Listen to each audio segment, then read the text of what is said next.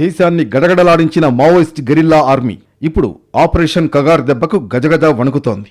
ఇప్పటికే మావోయిస్ట్ అగ్రనేతలు హిడ్మా సహా పలువురు ఎన్కౌంటర్లో చనిపోగా మల్లోజుల, చంద్రన్న లాంటి నేతలు లొంగుబాట పట్టారు. ఓవైపు ఎన్కౌంటర్లు, మరోవైపు అగ్రనేతల లొంగుబాట్లతో మావోయిస్ట్ గెరిల్లా ఆర్మీ శక్తిహీనంగా మారింది. ప్రధాన నేతలు లొంగిపోవడం, కేంద్ర బలగాలు విరుచుకుపడుతూ ఉండడంతో యుద్ధం చేసే పరిస్థితి లేకపోవడంతోనే వారు లొంగిపోతున్నారు. वो इडमा ख़त्म हो गया, अभी संघर्ष को आगे ले जाने में मुश्किल होगा करके नहीं सोचे है अभी भी. हम तो सरेंडर किए हैं, बाकी रहने वाला साथी वो क्या करेंगे कि कैसा है वो निर्णय ले सकते हैं. మావోయిస్టు పార్టీ ఉద్యమానికి మరో భారీ ఎదురుదెబ్బ తగిలింది. ఆ party guerrilla army chief, most wanted నేత బర్సే సుక్కా అలియాస్ దేవా తెలంగాణ డీజీపీ శివధర్ రెడ్డి ఎదుట లొంగిపోయారు. దేవాతో పాటు తెలంగాణ రాష్ట్ర కమిటీ సభ్యుడు కంకణాల రాజిరెడ్డి, ఆయన భార్య అడ్లూరి ఈశ్వరి సహా మొత్తం 20 మంది సభ్యులు ఆయుధాలను విడిచి జనజీవన స్రవంతిలో చేరారు. ఈ భారీ లొంగుబాటు పీఎల్జీఏ పతనానికి నాంది అని పోలీసులు భావిస్తున్నారు. లొంగిపోయిన మావోయిస్టులు తమతో పాటు భారీగా అత్యాధునిక ఆయుధాలను తీసుకొచ్చి పోలీసులకు అప్పగించారు. ఇందులో ఇజ్రాయెల్ తయారీ టవర్ వెపన్, యుఎస్ఏ తయారీ కోల్ట్ ఆయుధాలున్నాయి.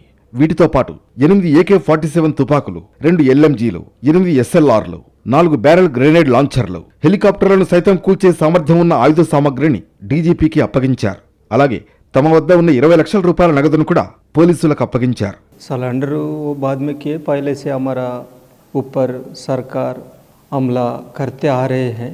बहुत बड़ा बड़ा मुठभेड़ हो रहा है. हमारा साथी बहुत नुकसान को दिए हैं. हम इस नुकसान को डर के नहीं आए हैं. हम वहाँ धोखा में फंस गया, इसीलिए हम यहाँ सरेंडर करने के निर्णय लिए हैं.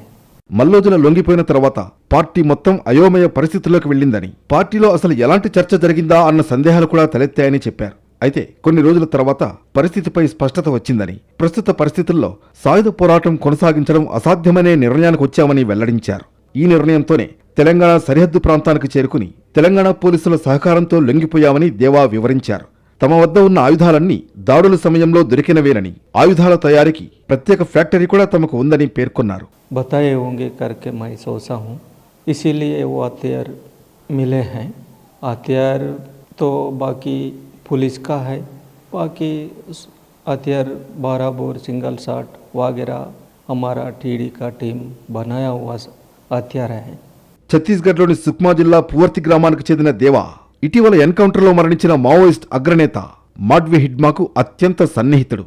హిడ్మా సొంత గ్రామానికి చెందినవాడైన దేవాపై ఎన్ఐఏ 75 లక్షల రూపాయల రివార్డును ప్రకటించింది. పీఎల్జీఏ బెటాలియన్లో